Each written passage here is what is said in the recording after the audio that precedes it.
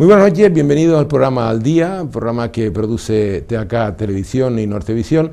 Y como viene siendo habitual, le sitúo a mi izquierda al señor don Hilario Esteves Morera y a mi derecha Javier Hernández Santana. Bienvenidos, muchas gracias por asistir y esperemos que el programa de hoy sea tan interesante como el último que tuvimos. Bueno, hemos llegado a un acuerdo, a un consenso, no solo los políticos llegan a consenso, también nosotros en esta tertulia Al Día llegamos a consenso. Y el título del programa de hoy se llama Desamparo de los ciudadanos. Bueno, yo creo que estaremos de acuerdo que los ciudadanos, la inmensa mayoría, estamos desamparados, no tenemos determinadas protecciones que son necesarias y vamos a hablar en algo que nos afecta a todos seguro que tenemos algún problema, o nuestro entorno, nuestros amigos, los profesionales liberales nos pueden ratificar lo que nosotros estamos diciendo. Hay un bloqueo o ralentización de los procedimientos que realiza la administración pública por motivos como el teletrabajo, la falta de personal en distintas áreas. Me gustaría desarrollar este tema en profundidad, porque creo que la prensa se ocupa diariamente, que si la Seguridad Social, que si la Administración General no da abasto a las demandas que el ciudadano pide. No, el título, a raíz de ese título estuve buscando en Google el término desamparo y la verdad que queda muy bien. Dicen que es la falta de protección, ayuda que alguien necesita, ¿no? Y también dice que es una sensación que genera tristeza, genera sensación de vulnerabilidad, y yo creo que el ciudadano cuadra ante ese perfil. La administración ahora mismo no está respondiendo, llevaba tiempo sin responder con eficiencia y eficacia, pero en esta pandemia no está respondiendo a las necesidades, por lo menos en tiempo y forma. Están primero los ritmos políticos, están primero los riesgos políticos, y a partir de ahí que resuelven esos tiempos y que se ubican en quién tiene que tomar la decisión, quién asume el coste de los votos, pues toman decisiones. Y ya lo han dicho muchas personas, ¿no? Que la salud, la necesidad no espera por la administración pública. Eso unido a, yo creo que un exceso de protección del trabajador público, un exceso de determinados trabajadores públicos, porque tenemos a los sanitarios que están en primera línea, los maestros y las maestras, los profesores y las profesoras, la policía. Existe como parece que existen funcionarios, empleados públicos de primera y de segunda. Frente a una administración general de ayuntamientos, cabildos, gobierno autónomo o del Estado, que teletrabaja, que te atiende por teléfono, que hay que pedir cita previa, que está ralentizando todos los procesos. Cada día salen noticias de equipos de fútbol base que no cobran sus subvenciones y que van a cerrar. Salen personas que no cobran sus prestaciones, personas que no pueden llevar a cabo sus pruebas médicas. Es toda una sensación de caos que el ciudadano, unido a la incertidumbre que está provocando el coronavirus y el miedo que provoca ese bicho que afecta a nuestra salud, pues no es la mejor receta para generar certidumbre y generar que la ciudadanía responda a este reto donde parece que es el protagonista, que si el ciudadano ya no responde a los parámetros que nos piden los científicos, no se podrá combatir con... Yo quería hacer una apreciación a tus temas de sanidad. Estamos viendo en la prensa escrita, televisión o radio, que personas que han muerto porque no les han recibido los médicos, que personas que se saben realmente en determinados tipos de cánceres que en unos meses va a aumentar la mortalidad porque no les han cogido a tiempo, no le han hecho la radiografía, no les han dado los tratamientos. Yo creo que eso es un tema muy grave que realmente no la palabra es un subproducto, pero es una parte de esta pandemia. Una consecuencia. Una consecuencia gracias a esa pandemia. Yo creo que eso es un tema que la administración tiene que reformar cuanto antes. Yo no sé cuándo seremos capaces, y ahora doy la palabra al amigo Hilario para que continúe, seremos capaces de decidir al final que hay que volver el país como un calcetín hacia abajo, moverlo bien, sacar todo lo que hay que sacar y volver a hacer una construcción, porque es que yo no sé cómo vamos a acabar este tema y no quiero ser persona que dé malos augurios, pero me gustaría en el futuro seguir tratando ese tema. Señor Esteves. Yo pienso que lo del desamparo, el primer responsable es el ciudadano. En España la ciudadanía ha vivido al margen de la política y todo el mundo dice, yo de política no quiero saber nada, y no se le ha exigido al político que cumpla con su obligación como administrador, que es de los bienes públicos y de aquello que recauda de la ciudadanía. Han ido haciendo lo que les da la gana, han venido malutilizando y abusando del poder que les da, y la ciudadanía pues ha dejado que pase. Total, mañana voy si tengo un problema y a lo mejor me lo resuelve, pero no, la ciudadanía no ha exigido que se funcione como realmente se debe funcionar en democracia, con transparencia y atendiendo a la ciudadanía antes que los demás. Se ha dejado envejecer la administración pública, con lo cual no se han sustituido los funcionarios debidos en los momentos debidos, y ahora hay un déficit de funcionarios muy fuerte, pese a que se dice que tenemos exceso de funcionarios, pero lo que tenemos exceso es de colaboradores y asesores de la gente que se ha dedicado a política o que se dedica a la política, que todos ellos tienen 2 o 3 asesores. Yo el otro día me reía cuando oía hablar a unos señores que están en política diciendo que aquellos chicos de su partido que van en las listas para un ayuntamiento, para cualquier institución y no son elegidos, les buscan puestos luego como asesores alrededor de los que logran puestos. Esto creo que es una de las mayores sinvergüenzadas de la política. Los políticos tienen que darse cuenta, acordarse de Franco, que al que no vale o al que no sale se le manda un saludo en la bicicleta dándole las gracias por los servicios prestados y que se dedique a la labor que estaba dedicándose, porque además el 80%, ahora antes era más, de la gente que se está dedicando a política son funcionarios, con los cuales no tienen problemas, vuelven a su trabajo y de maravilla. Pero lo que pasa es que, por otra parte, ese funcionario también nos ha ahogado la administración, porque una vez que consolida 1, 2 o 3 niveles más altos que los que tiene como funcionario en base a los años que ha estado en política, cuando vuelve a su puesto de trabajo va a cobrar un salario mucho mayor que el que estaba cobrando cuando lo dejó por dedicarse a la política. Y ahí se ha ido creando en torno a la administración un gasto público excesivo, y como no había dinero, no se sustituían empleados. El estatuto de la función pública es de aquellos que nunca se ha reformado y habría que reformarlo cuanto antes. Todavía yo no me explico por qué a un administrativo o a un funcionario que está trabajando y que hace una cosa mal hecha no se le puede despedir, como pasa en la empresa privada. Usted no cumple, usted no hace lo que debe hacer, usted haciendo lo que le viene en gana, adiós, buenos días y a la calle. Con los funcionarios no se puede hacer. Hablábamos antes cuando estábamos estudiando, ¿se acuerda aquellos, los profesores, los catedráticos vitalicios? Pues ahora los que son vitalicios son los funcionarios, y esto es un tema que hay que corregirlo cuanto antes. Y nos cae encima esta pandemia, ha cogido a las administraciones totalmente fuera de su lugar, pensando en otras cosas, y en vez de pensar en combatir la pandemia, en el país llamado España, donde no existe político. Aquí existe mucha gente que vive de la política, pero políticos han habido muy pocos y siguen habiendo pocos.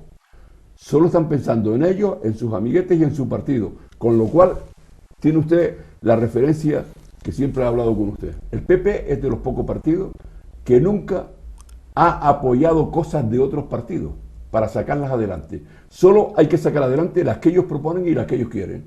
Yo me reía ayer oyendo a un tal Moroto, que creo que es senador, diciendo que lo que tienen que hacer para evitar este tema del estado de alarma y del estado del toque de queda es el Sánchez que aplique la ley que hace 4 meses la ley sanitaria que hace 4 meses le propuso Casado. Resulta que de la noche a la mañana el señor Casado, que está dando la sensación de que está soltero y no sabe por dónde deambula, es un técnico que en materia de sanidad ha organizado la sanidad que hay que aplicar a este país, y no lo hizo mientras el PP estuvo gobernando tantos años. Lo que hizo es privatizar la sanidad pública, privatizar todo lo que tenía que ver con lo público, ponerlo en manos de sus amigos, incluso muchas veces hasta la gestión. No privatizan el edificio, no privatizan el hospital o la clínica, pero sí la gestión de eso. Entonces ha sumido a España en un caos total, y ahora viene aquí hay que aplicar la sanidad que ellos quieren y que hay que aplicar las cosas que ellos quieren, que se bajen del burro, cuando les toque gobernar, que hagan lo que quieran, pero cuando están gobernando otros, que apoyen lo que haya que hacer para sacar a esta nación de la situación en la que está y para que los ciudadanos empiecen a tener confianza en los políticos. Porque hay otras cosas que a mí me asustan. El lenguaje que se está usando en el Congreso de los Diputados, me gustaría que me pidieran perdón, porque dicen que ahí está la voz del pueblo, y yo creo que el pueblo español es un poco más educado, habla mucho mejor, no insulta como los señores que están en el Parlamento elegidos por el pueblo, que usan un vocabulario que está fuera de terreno, y que si ese es el ejemplo que están tomando los ciudadanos para salir adelante, la situación de España va a empeorar cada día más, porque la incultura están trasladándolo a unos señores que aparentemente pensamos que son cultos a la ciudadanía. Bien, voy a reconducir un poquito el tema. Estoy de acuerdo con lo que usted ha planteado, señor Esteve. ¿Recuerdan cuando allá el estado de alarma fue en el mes de marzo, el 9 de marzo, si no recuerdo mal? En mayo el teletrabajo era la panacea, era el maná que venía del cielo. Y yo creo que, primero, el país no estaba preparado para el teletrabajo. Segundo, las personas que hemos teletrabajado tampoco estamos preparados.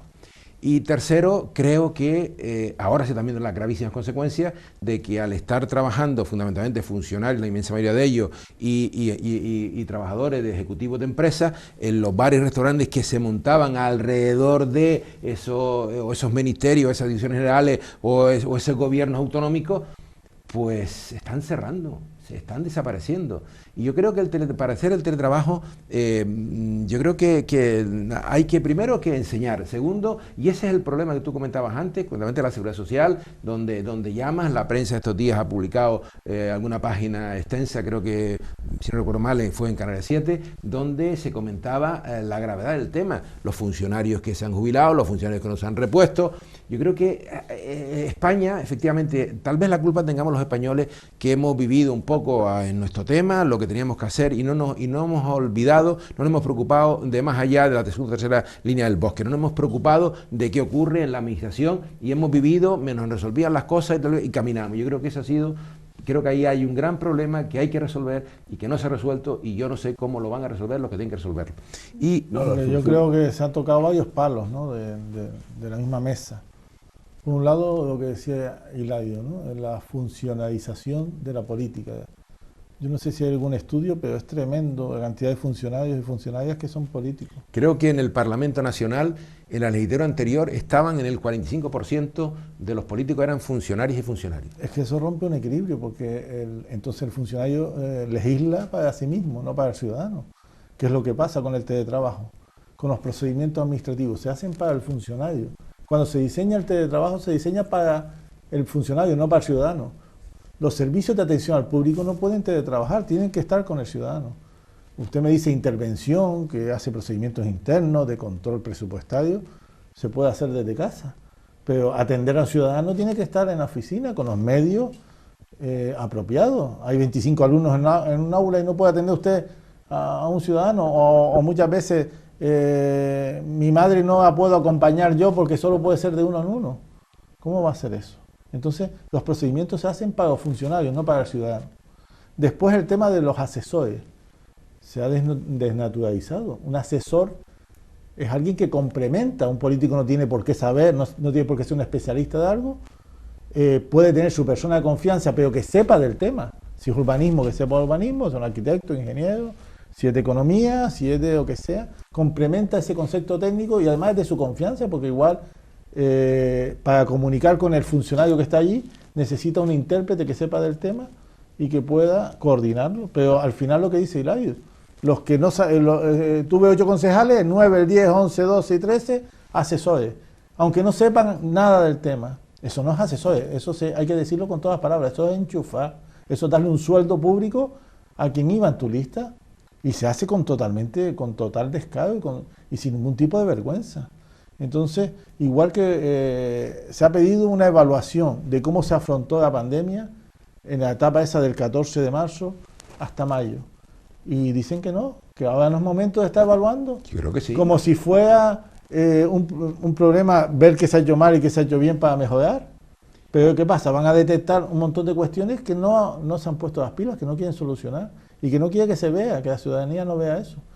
Y eso, Entonces, en este caso, perdón que interrumpa, yo creo que eso es fundamental en el caso de como en otros casos, porque la ciudadanía y la oposición, los que no están en el gobierno, deben de saber exactamente, y el propio gobierno tiene que mirarse, como digo yo, pero en la expresión, el ombligo, y ver exactamente qué ha hecho mal y comunicarlo. Y en la siguiente ola de pandemia, que ya no se llama pandemia, ahora se dice sistemia, porque afecta, dice la pandemia, han descubierto que como sistemia afecta a determinados organismos del cuerpo. Eso lo he leído hace unos días. Otra palabra más que hay que aprender. Entonces, creo que ahí, por el gobierno, falta una imagen nueva y distinta, diciendo, señores, nos hemos equivocado porque no teníamos preparado nada de esto, porque no pensamos en nada de esto. Y eso creo que hoy no se está haciendo. Pero Manolo, hay un tema que es grave de este país. Vuelvo otra vez a decir lo mismo. La carencia de políticos lleva a que se hace una investigación y si por cualquier motivo los resultados no son o son similares a los aplicados, se va a machacar igual que si fueran los contrarios. No se usa para mejorar la labor y unirnos todos para sacarlo adelante, se usa para criticar y hablar mal del que está gobernando diciendo que no ha hecho las cosas como las que tenía que hacer. El problema del país es la carencia de responsabilidades políticas, no solo de quien gobierna. Es decir, yo cada vez que oigo decir que hablan de partidos constitucionalistas, me asusta. Porque es la peor de las burradas que oigo de los políticos. Todos los partidos que están sentados en el Congreso y en el Senado son constitucionalistas. Entonces, no sigan engañando a la ciudadanía diciéndole mentiras. Aquí, por lo visto, el único constitucionalista es el que no reconoce la Constitución, que es vos, que quiere cargarse las autonomías cuando están reconocidas en la Constitución la descentralización. El otro es el PP, que no acepta cuando pierde, que perdió para que sí gobierne. Yo me gustaría que la gente usara la razón para algo más, para luchar por España. El concepto de España, aunque los del PP digan que son muy españoles y los de Vox, se lo cargó Franco. ¿Cómo es eso? ¿Te explique eso? Sí, Franco hizo que el español no tenga amor. Es de los pocos sitios donde, en las pocas naciones, donde ningún español tiene amor a su país, a sus símbolos y a su jefe. Aquí todo lo consideramos una mierda, hablando pronto y mal. No respetamos las decisiones, ¿por qué las voy a respetar? Porque lo digan ellos. No queremos conocernos porque esa bandera. No tenemos amor por eso. Porque durante 40 años, cada vez que cruzábamos la frontera, nos estaban diciendo una serie de burradas sobre España y sobre nosotros. No, y aquí se utilizaban para hacernos daño también. Es decir, también se ha utilizado el concepto patria, bandera o nuestras instituciones para ser privilegiados. Entonces, también el ciudadano está cansado de eso. No. Oye, una patria, mi bandera, mi segunda piel, cantaba Víctor Manuel, pero eso es porque te acoge como una madre, como un padre. Esa es la patria que yo quiero, la que me recoge, la que me protege, no la que me quita de ellos, la que me ningunea, la que no me da de comer, ¿no? Entonces... ¿Y ustedes creen que los políticos creen en eso que estás diciendo? ¿Qué políticos? Es que lo que dice... Bueno, vamos a ver, políticos. Ahora mismo no hay políticos, hay partidos políticos que son Vamos pequeñas empresas con unas estructuras, con un montón de gente que hay que darle un sueldo y no tienen un concepto de Estado, no tienen un concepto del ciudadano, no tienen un concepto de servicio público. Pero, don Manuel, cuando se empezaron con los partidos políticos, con los sindicatos, tanto unos como otros y como las asociaciones empresariales vivían de la cuota de sus asociados. Exactamente. Hoy todos, sindicatos, asociaciones empresariales, partidos políticos, viven del erario público, viven de lo que paga el ciudadano. Y yo cuando los oigo decir, no, cuando yo llegue, si entro, vamos a quitar esto, los de Vox, que querían que no se dé subvenciones a nadie. Pero ellos son los primeros que cobraron las subvenciones por los votos que sacaron cuando se presentaron. Es decir, no, aquí esto hay que eliminarlo. Que cada uno se afilie, que paguen tengan sus afiliados y que paguen sus dar cuotas. ejemplo, dar no, ejemplo. porque a su vez le exigen. Es que así puedes exigirle al aparato que funcione, que haya democracia, que haya transparencia. Pero cuando es el aparato el que manda, el que hace y deshace, tú no puedes hacer nada. Porque si te mueves no sales en la foto. Bueno, creo que ha llegado el momento de irnos a publicidad unos momentitos y volveremos de nuevo con temas muy candentes como hoy. Espero que esta primera parte haya sido el agrado de todos ustedes. Volvemos rápidamente.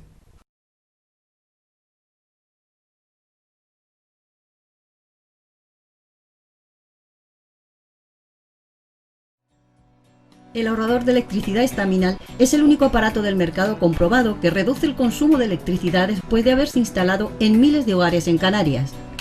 No deje que su factura de electricidad afecte a su economía familiar. Staminal es autoinstalable y no consume electricidad.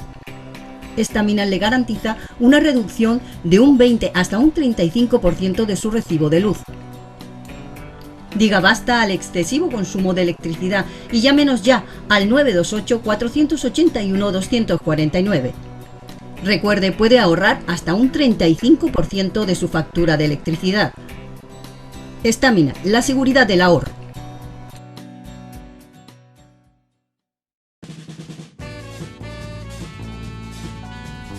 El ahorrador de electricidad Staminal, tras muchos años de instalación en Canarias y ser elegido como producto del año en ahorro energético a nivel nacional, le ofrece la posibilidad de ahorrar de un 15 hasta un 35% de su consumo en su factura de electricidad. Sea cual sea su negocio local o industria, Staminal tiene el ahorrador que se adapta a sus características. No se fíe de las imitaciones, Staminal solo hay uno, con las homologaciones de la comunidad internacional. No deje que los gastos abusivos de electricidad afecten a la economía de su negocio. Pídanos presupuestos sin compromiso al 928-481-249. Ahorrador industrial de energía Staminal, la solución a su excesivo consumo energético. Recuerde, ahorre de un 15 a un 35% de su factura de electricidad. Bueno, de nuevo con ustedes después de la publicidad y vamos a tratar en esta segunda parte del programa Al Día la división de poderes. Yo creo que estamos sufriendo de los poderes en nuestro país, pues yo creo que necesitan una importante lavada, una importante puesta a punto, porque a mí no me convence que un partido elija a la mitad, el otro a la mitad, y al final, como seres humanos, aunque ellos dicen que eso no es así, y yo pido disculpas si me estoy equivocando, de antemano, el que tú del partido X, pues los problemas que vayan a otro partido X los resuelve fallándolos en contra, a favor tuyo, y tú lo mismo, y al final eso perjudica al país. Por eso creo que me gustaría hablar, porque creo que a nuestras personas que nos ven en televisión les interesará saber cuál es la opinión nuestra de la división de poderes, si es justo lo que hay hoy, si se debe cambiar, y yo empezaría ahora con el señor Esteves. Pero eso de la división de poderes, ¿no cree usted que es una utopía? ¿Cuándo ha habido con claridad división de poderes en este país llamado España? ¿En qué época la hubo? Bueno, yo creo Porque que en la última época que yo recuerdo, y no tengo 40 años todavía, no he notado que hayan habido divisiones de poderes. Porque en la época de Franco, los jueces, ¿quién los nombraba? Don Francisco. Entonces, ¿qué división de poder había? Y empezamos posteriormente, hubo un periodo transitorio en el que posiblemente no se nombraron jueces, y posteriormente pactan los partidos o a través de la Constitución unos poderes judiciales, por ejemplo, que los nombra, que según ampara la Constitución, los tiene que nombrar el Congreso de los Diputados. Y los partidos se han adelantado para decir de qué forma los tiene que nombrar, que es proponiéndolos ellos. Con lo cual, la utopía, eso es una utopía. O ellos se olvidan de proponer tonterías como es que ahora vamos a hacer que ellos, si tienen que pasar por la mesa del Congreso de los Diputados para elegirlo, ellos dirán este sí y este no. En virtud de quien gobierne. O en virtud de lo que propongan. Porque no solo está quien gobierne. Porque a lo mejor si los jueces fueran entre ellos claros, transparentes y democráticos, yo no entiendo que en el Poder Judicial hayan 5 o 6 asociaciones de jueces. No están todos para administrar justicia. La justicia no es única. La justicia no es una. Sí. Porque lo que no se puede hacer es que haya interpretaciones de la ley ahora mismo, con el tema de las normas que han querido aplicar las distintas comunidades para determinadas prohibiciones a la ciudadanía, los tribunales superiores de justicia de las distintas comunidades, que son los que tienen que refrendarlo, en un sitio la refrendan favorablemente y en otros sitios la deniegan. En el caso, por ejemplo, en el último fue el del País Vasco, que cuando peor estaba la situación, el presidente decidió tomar unas decisiones para cortar la propagación del virus, y le dijeron, el Tribunal Superior de Justicia del País Vasco le dijo, no, eso no se puede aprobar, no se puede poner en práctica. Entonces, hay un tema que es triste, es decir, los jueces quieren a su vez hacer de políticos, los políticos quieren hacer de jueces, por eso digo que es una utopía. Yo, hasta que no vea que esta gente, primero tienen que quitarse en medio todos ellos, los que están corroídos, y yo creo que hasta en los genes están corroídos por la historia que tienen detrás de sí, y quieren aplicar aquellos que ellos les gustaría, pero no son capaces de dialogar y sentarse para ver qué es lo que deben hacer y cómo deben hacerlo. Cada uno viene con lo suyo. Y así, lo dijo un presidente de la República de España, un tal hazaña que a mí no me gusta nada, bueno, según la historia, porque yo no lo conocí ni lo viví, que el problema de España es que en España ninguno de los españoles se dedica a cumplir con su obligación y con su deber. Todos quieren hacer lo del otro, pero los de ellos no lo hacen. Y así está España. Hilario se ha centrado en uno de los poderes, en la justicia. Hay ¿no? más poderes. Por eso voy a empezar por ahí, por la justicia, ¿no? La justicia, decía Hilario, sí, no es una pero no es única, ¿no? Porque las normas se interpretan. Si no hubiese habido un ordenador o un robot que la aplica, y la aplican personas porque la norma es interpretable. Ciertamente que si tenemos malos legisladores, tenemos malos políticos, como volvemos al inicio de este debate, vamos a tener malas normas, ¿no? Se trata de que los jueces adapten la norma a las circunstancias de cada persona, de cada hecho, de cada proceso. Y eso es así porque ante un mismo hecho hay un montón de condicionantes. Y eso se puede entender, que al final haya que aplicar el traje a medida de cada caso. Para eso están los jueces y las juezas. Otra cosa es la división de poderes. Yo creo que la división de poderes, por un lado creo que hay un elemento que hace que esto no sea una democracia real. No elegimos ni al Poder Ejecutivo, no elegimos al presidente. Los españoles y las españolas no elegimos al presidente o a la presidenta de nuestro país, lo eligen los partidos políticos en el Parlamento, en el Congreso. No elegimos tampoco a nuestros diputados y senadores, elegimos a un partido político con una lista cerrada que ni conocemos, a partir del número 2 no conocemos a nadie, los que no salen en televisión no los conocemos. Por tanto, ya hay una carencia. Si la soberanía reside en el pueblo, no es real. No elegimos ni a nuestros congresistas ni elegimos a nuestro Poder Ejecutivo. Y a nuestros jueces tampoco los elegimos. Hay países donde se eligen, se presentan a votaciones los jueces. Podría ser un sistema. El peor de los sistemas es el que tenemos, donde lo eligen los políticos. Lo que hablamos, no los jueces de primera instancia, sino los que gobiernan la judicatura. Y eso se hizo un poco pensando en que los jueces representasen también la sensibilidad del pueblo. Si en el Congreso había una distribución de colores, pues en la judicatura hubiese, porque también tenemos que ser honestos. Y no todo el mundo puede opositar, ni todo el mundo puede estudiar derecho, ni todo el mundo tiene dinero. Por tanto, también podemos pecar de que los jueces y las juezas se llenen de personas con un poder adquisitivo para llegar ahí y generar una élite social, ¿no? Entonces es todo un debate. Yo creo que es un equilibrio. Yo creo que ningún poder del Estado debe estar al margen de representar la estructura del pueblo, de sus sensibilidades, que el pueblo es el que tiene que dar la última palabra a cualquier poder del Estado, y por tanto hay que buscar un sistema mixto, donde hay una parte objetiva y una parte de elección. Y tercero, el problema de la Constitución, que es la norma básica, y se hizo, como hemos debatido otras veces, en un momento donde se hizo como un traje para determinadas personas, para los políticos de esa época, que eran realmente políticos con mayúsculas, que llegaban al consenso, que el bien común estaba por encima del bien del partido, del bien particular. Y claro, ahora no funciona. Ahora, por ejemplo, el bloqueo que hay en el Poder Judicial es porque la norma permite un bloqueo. Y eso es imposible. Hasta en las sociedades limitadas, en las empresas, cuando hay un bloqueo en el órgano de administración, un juez disuelve la sociedad. Los bloqueos tienen que haber una solución, no pueden ser eternos como pasa ahora. Es decir, ahora un partido se cuadra y la norma, fíjense, si la norma confiaba en los políticos, que dejaban la posibilidad de bloqueo sin resolver, porque el que hizo la norma nunca pensó en este tipo de políticos mediocres, son capaces de bloquear todo un poder judicial. Un instante, yo por primera vez discrepo de alguna cosa que han comentado. Yo creo que es bueno que cuando hablamos de jueces o fiscales sean representados de 4 o 5 asociaciones de jueces y de fiscales y de magistrados. Creo que no todos del mismo rasero, porque eso prefiero que sea así, que no sea que el partido elija a 10 o a 5, porque al final vienen los bloqueos.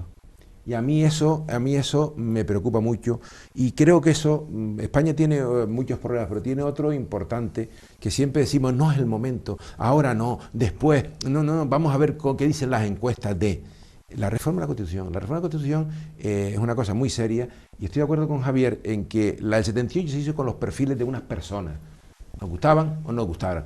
Perdón, Hilario. No estoy de acuerdo. Bueno, eso es lo bueno de este debate, que no estemos de acuerdo y queremos la polémica entre nosotros, porque quien nos está viendo agradece que no digamos sí a todo, sino que pongamos discrepancias, porque eso a ellos les hará pensar y uno estarán de acuerdo o no. O sea, para ir resumiendo yo, creo que hay que reformar la Constitución.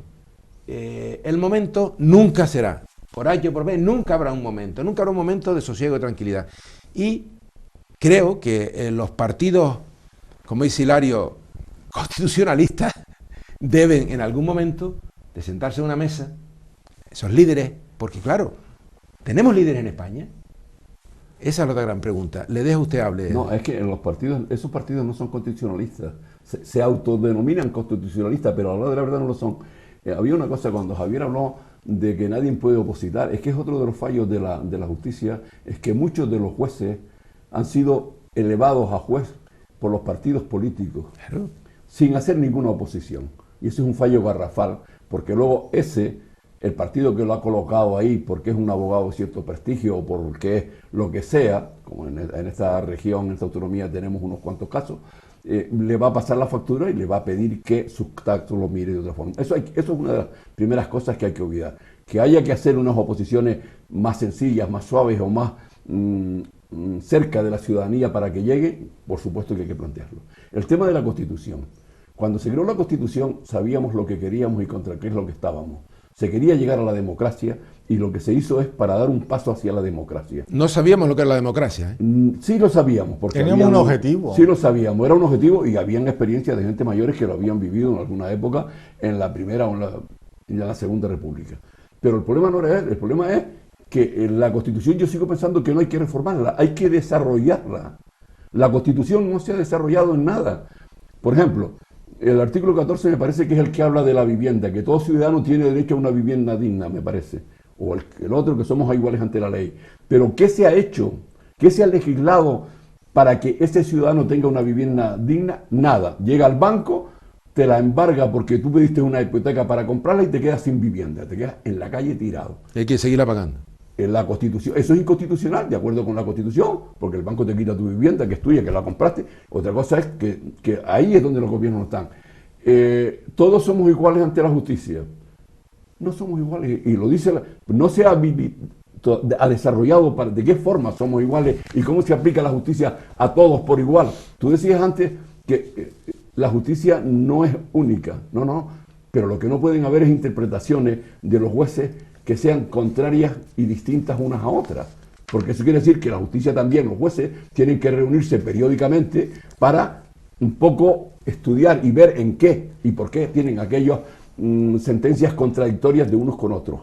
No lo hacen. Es decir, cada uno... Existe un proceso que se llama, como saben, casación, que es un órgano superior coge sentencias contradictorias y al final pues decide cuál es la adecuada. Sí, o pero se es pronuncia, parte de las personas, ¿no? Somos personas aplicando la Javier, justicia. hemos visto muchas veces que el Tribunal Superior o el Tribunal Supremo se ha quedado con algunas sentencias, las ha dejado ambiguas, para no definirse ni por la de un grupo ni por la del otro, o por la de un juez o por la del otro. Y eso es vergonzoso. Pero quizás la norma, porque la norma no estaba bien hecha, es decir, la norma se hace, negociando y al final no llega a ningún sitio, ni a uno ni a otro. Ni a uno ni a otro. Es que no regula lo que realmente regula, se hace protegiendo al funcionario, no se hace en perspectiva de lo que va a pasar. Las normas salen y ya están viejas, ya no sirven, están regulando el pasado, porque van muy lentas. Entonces, yo vuelvo a la Constitución. Yo sigo pensando que... ¿Usted no reformaría la Constitución? No. Usted lo que haría es que las normas... Mira, una ley... Pero se pueden desarrollar las normas. ¿Usted cree que hay capacidad para desarrollar las normas? Si no se ponen de acuerdo en un voto... Pero es que, vamos a ver, si no se ponen de acuerdo para desarrollar lo que está hecho, menos se van a poner de acuerdo para cambiar la Constitución. Excepto que pase como en Chile, que haya un referéndum para una nueva Constitución. Pero la Constitución... No cambiar la actual. La Constitución, como dice Hilario... está por desarrollar, pero también bloquea. Hay partes de la Constitución que bloquean avances. Y esa parte hay que reformarla, Hilario. Pero hay partes de la Constitución... Vamos a ver, tú puedes deformarla o desarrollar, es decir, en que aquellos bloqueos que tienes puedas adaptarlos al momento en que vive. Pero cada vez que estemos cambiando cosas, Por ejemplo, lo hemos visto con las leyes de educación. Cada vez que, en vez de complementar los defectos que tiene una ley, creamos otra ley nueva. Y apenas sin aplicarla, ya esa ley tiene más defectos que lo que tenía la otra. Pues con la Constitución va a pasar lo mismo. ¿Por qué? Porque ya no hay gente que... Aquí viene el tema del diálogo. Sí, el único partido que votó no a la Constitución era el PP, lo que hoy es PP. En el referéndum, el señor Fraga y su equipo... Alianza Popular en aquel entonces. Lo que hoy es el PP, llámelo usted como quiera, votaron no a la Constitución. ¿Cómo puedes tú hoy estar provocando el tema de decir que no reformas algo si tú no lo quieres, si tú desde el principio dijiste que no lo querías? Hay que pensar, pararse a pensar y dialogar. El PP nunca ha dialogado con nadie, y se lo vuelvo a repetir.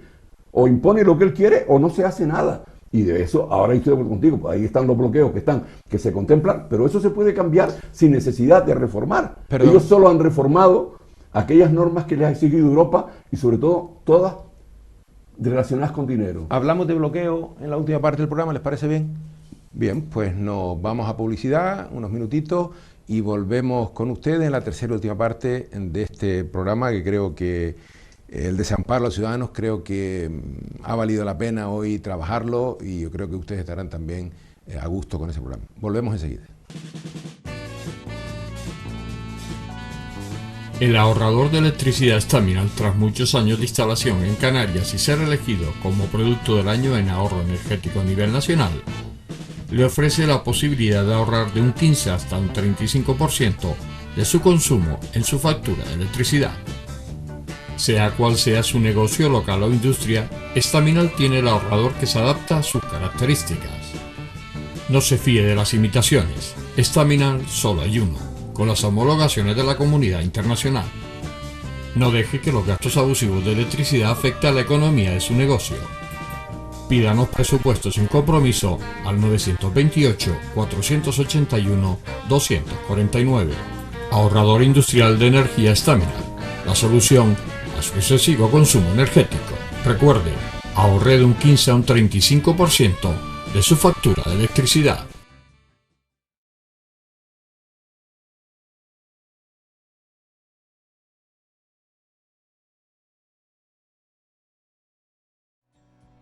El ahorrador de electricidad Staminal es el único aparato del mercado comprobado que reduce el consumo de electricidad después de haberse instalado en miles de hogares en Canarias.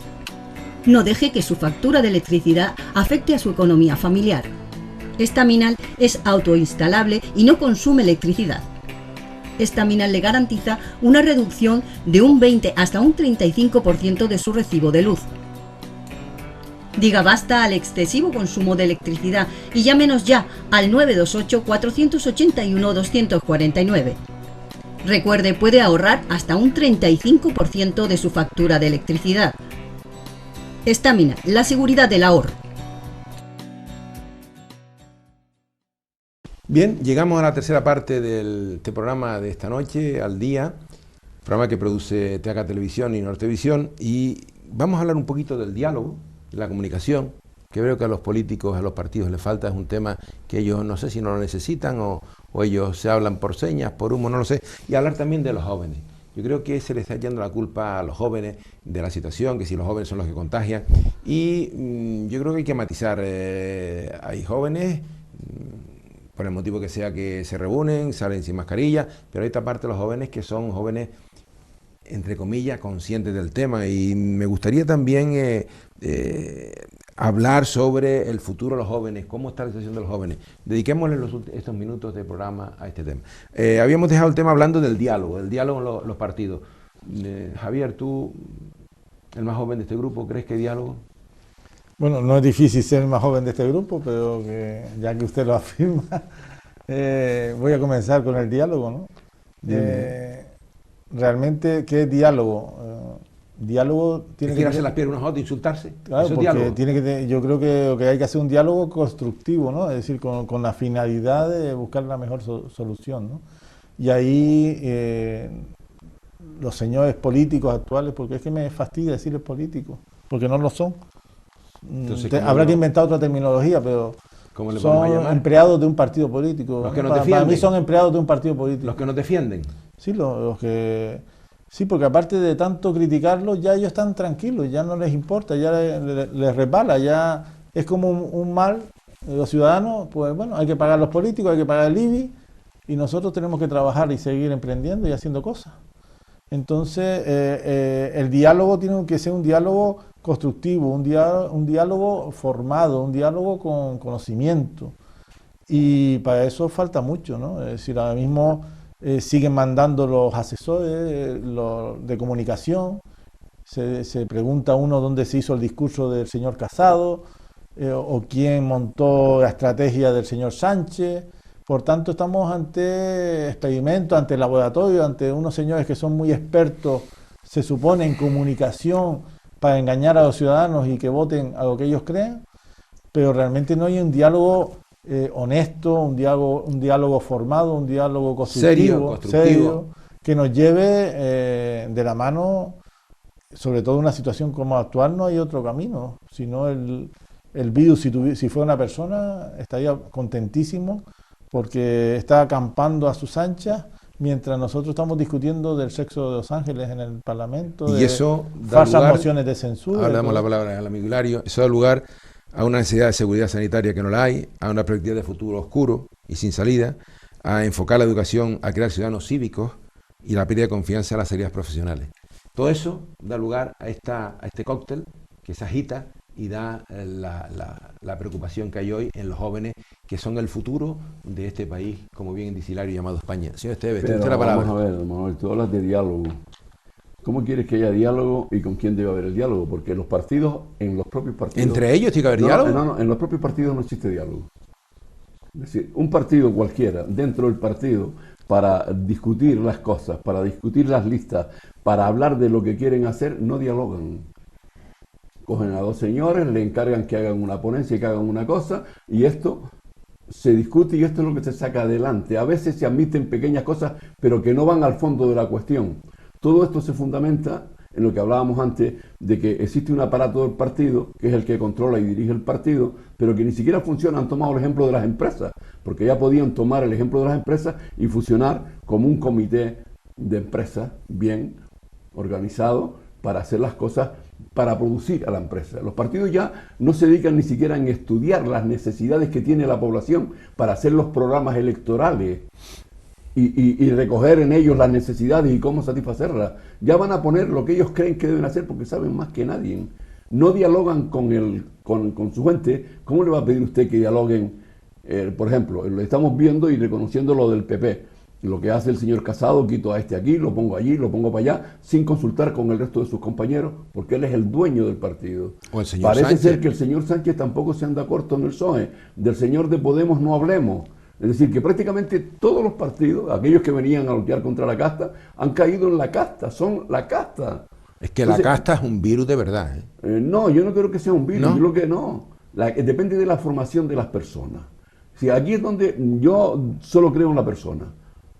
Si la persona tiene una formación defectuosa, no solo por la educación, hay personas que a lo mejor no tienen títulos ninguno y tienen una formación bestial, humana y social y de diálogo acojonante.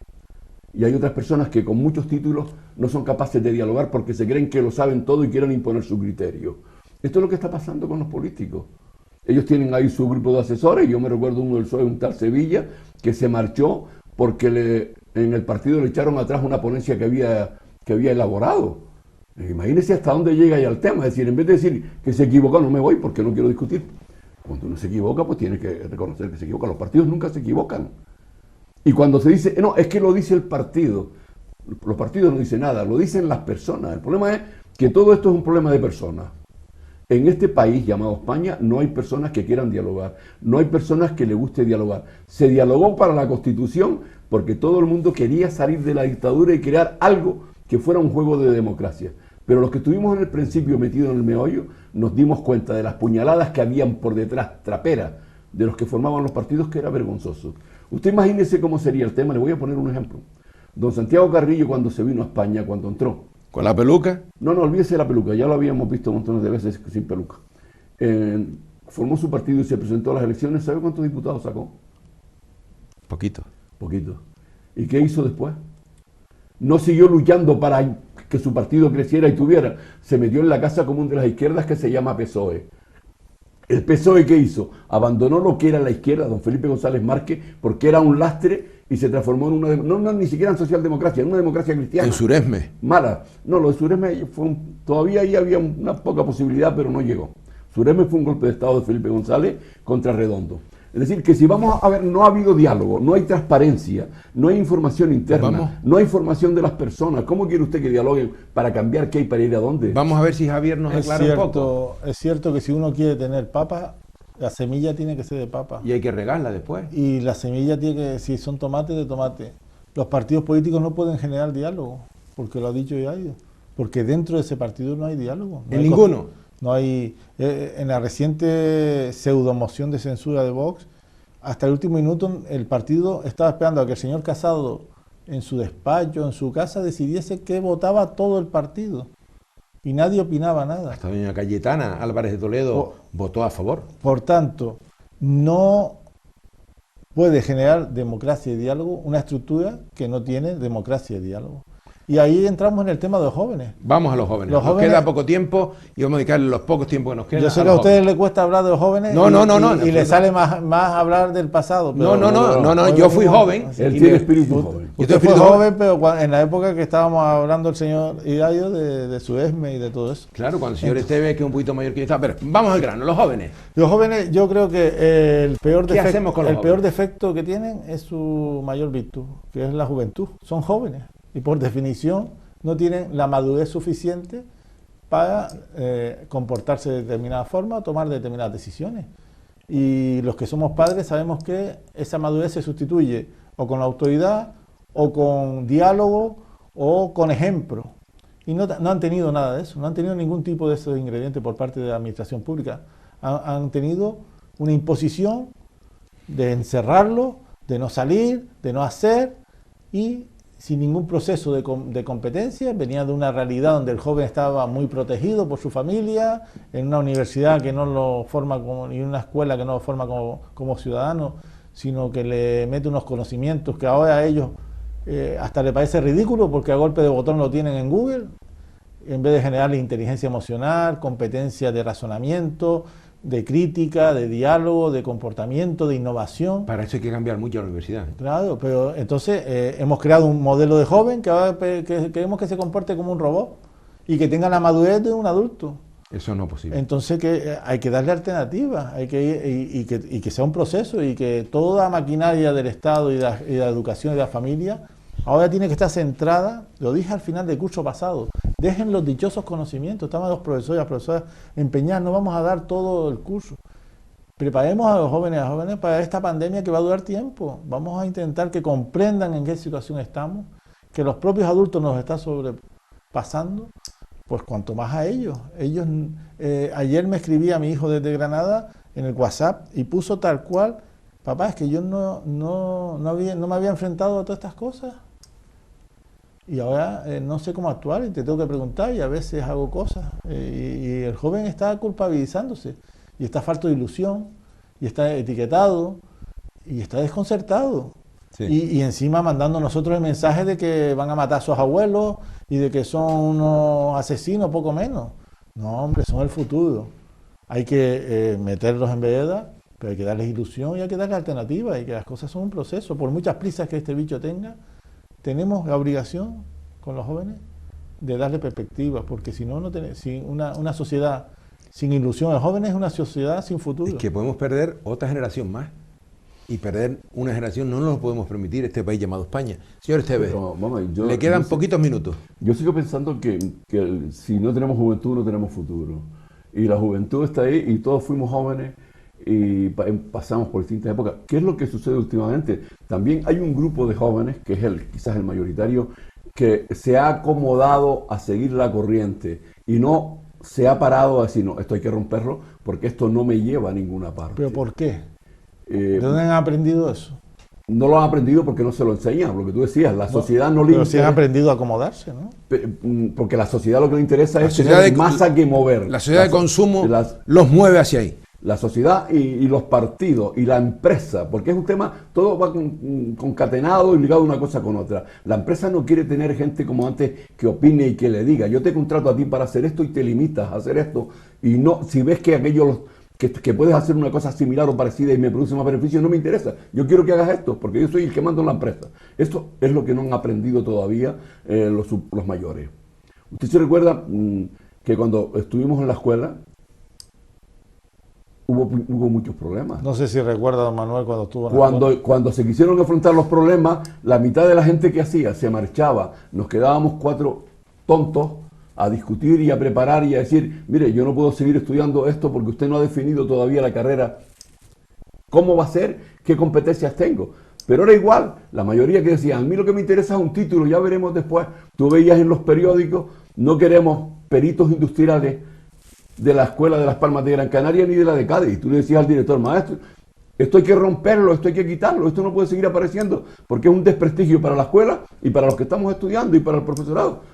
Pero la mayoría que hacían, no importa. Ahora pues está pasando lo mismo. Hay gente buenísima, hay una juventud preparadísima como nunca, formada como nunca, dispuesta a luchar por su país como nunca. Lo que pasa es que hay unos señores que se han acostumbrado a la teta y la droga del poder, porque todo va ligado. Es decir, usted dirá, ¿qué tiene que ver el poder político? El poder político manda sobre la universidad. Pero mira Estados Unidos, ¿qué 2 candidatos tenemos? 2 señores de Esa 70 es y la tantos triste años, vergüenza. multimillonarios. Esa es la triste vergüenza.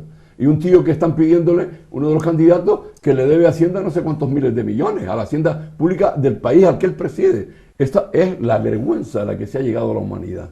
Y aquí venía algo que usted comentó, lo de la globalización. La globalización no nos sirve. No nos está dando ningún futuro positivo, y menos a la juventud. Que usted decía, una generación. En España llevan o han marginado y postergado a 3 de las mejores generaciones mejor preparadas. 3 generaciones. Mire usted la lista de los políticos y verá que hay gente joven casi ninguna. Mire usted los consejos de administración de las empresas y verá que hay gente joven casi ninguna. Mire usted cualquier institución local, un ayuntamiento, un cabildo, la comunidad autónoma. Gente joven, poca. Y los pocos nunca han trabajado y no tienen experiencia de lo que es la vida laboral, la vida del trabajo. Ni siquiera se han permitido convivir con los trabajadores. Yo conocí en el año 60 y tanto a un joven majorero, pero largo, que era el líder en aquel entonces de la Escuela Perito, y es el señor Esteban Morera. Bien, tiempos aquellos difíciles y complicados. Me cuesta imaginarlo con el pelo largo, pero... Bien, yo creo que ha llegado el momento de despedirnos. Nuestro realizador, ya el señor López, al cual le agradecemos una vez más, y cada vez que estamos en el aire, el esfuerzo que hace para sacar este programa adelante.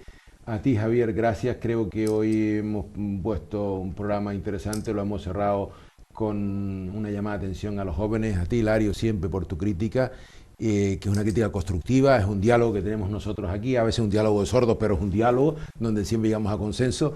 A ustedes, muchas gracias por estar esta noche con nosotros, y volveremos con ustedes de nuevo para hacer un programa tan interesante como este. Creo que ha sido bastante bueno. Al menos es lo que percibimos aquí entre nosotros. Gracias, buenas noches y hasta otra oportunidad.